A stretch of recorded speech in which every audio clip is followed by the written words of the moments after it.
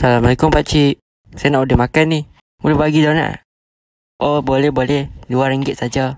Oh satu donat RM2 Kalau beli 2 donat berapa ringgit? RM4.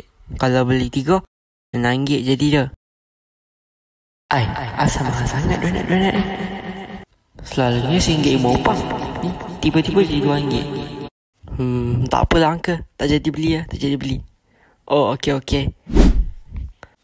Uncle, kalau beli 10 biji berapa ringgit?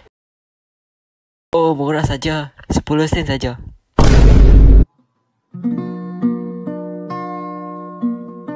Wah, murahnya uncle. Kalau beli semua sekali berapa ringgit? Oh, itu 5 sen saja. Murah saja. Diskaun kawan-kawan. Terima kasih lah uncle. Sama-sama.